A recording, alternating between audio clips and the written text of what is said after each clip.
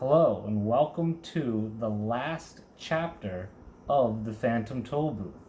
Now, I know you're anxious to get there, but I have a few quick final thoughts for you. The first being the difference between dynamic and static characters. A dynamic means characterized by constant change, activity, or progress, and static means lacking in movement, action, or change. So, of our main characters, of which there are three, Milo is a dynamic character because he undergoes significant internal change throughout the course of the story. Tock and the Humbug, however, they stay pretty much the same throughout the story. They are static characters.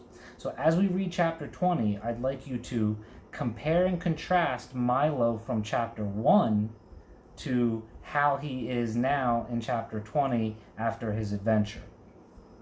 I've also put up a quick review of the 3-act structure. We know that all stories can be divided into 3 main acts, and I've just associated the chapters with each act to remind you.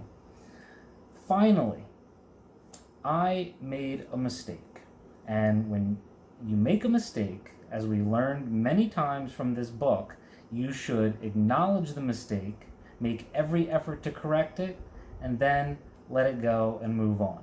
So the mistake I made was telling you that the events of chapter 19 was the denouement. However, that wasn't entirely accurate.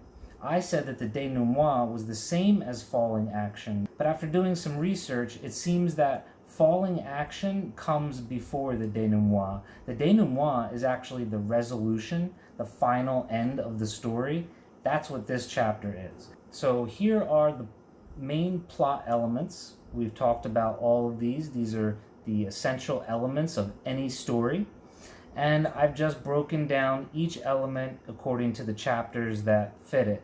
And you can see that I have chapter 19 as the falling action and chapter 20 as the resolution, the denouement.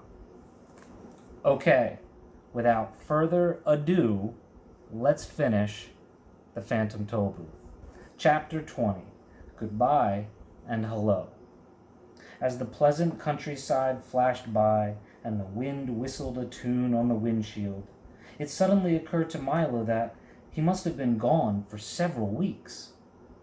I do hope that no one's been worried, he thought, urging the car on faster. I've never been away this long before. The late afternoon sun had turned now from a vivid yellow to a warm, lazy orange, and it seemed almost as tired as he was.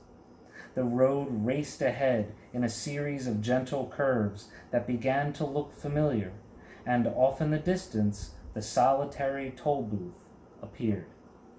A welcome sight indeed. In a few minutes he reached the end of his journey, deposited his coin, and drove through. And, almost before realizing it, he was sitting in the middle of his own room again. "It's only 6 o'clock, he observed with a yawn. And then, in a moment, he made an even more interesting discovery. And it's still today! I've been gone for only an hour, he cried in amazement, for he'd certainly never realized how much he could do in so short a time. Milo was much too tired to talk, and almost too tired for dinner, so, without a murmur, he went off to bed as soon as he could. He pulled the covers around him, took a last look at his room, which somehow seemed very different than he'd remembered, and then drifted into a deep, welcome sleep.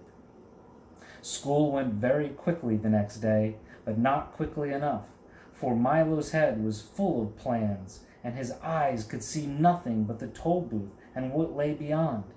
He waited impatiently for the end of class, and when the time finally came, his feet raced his thoughts all the way back to the house.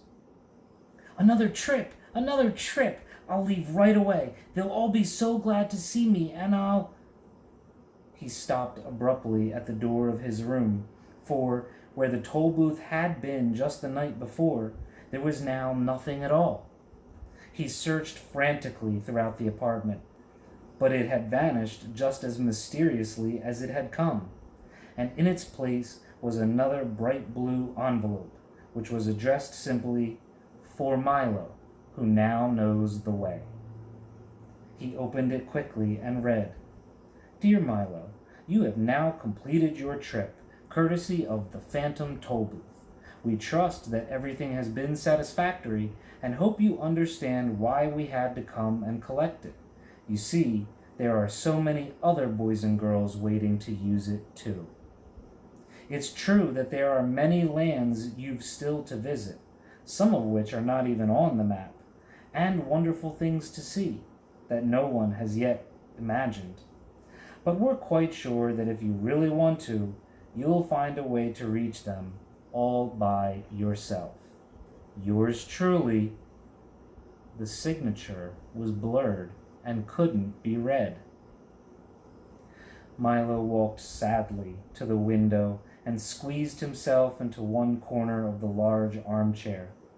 He felt very lonely and desolate as his thoughts turned far away, to the foolish, lovable bug, to the comforting assurance of Talk standing next to him, to the erratic, excitable Din, to little Alec who he hoped would someday reach the ground, to Rhyme and Reason, without whom wisdom withered, and to the many, many others he would remember always.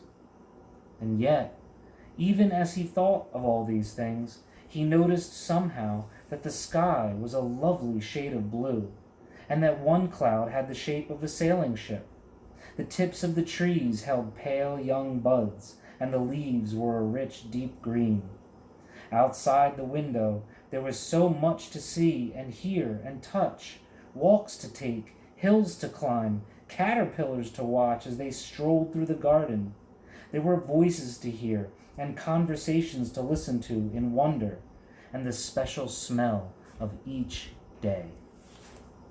And in the very room in which he sat, there were books that could take you anywhere, and things to invent and make and build and break, and all the puzzle and excitement of everything he didn't know. Music to play, songs to sing, and worlds to imagine and then someday make real.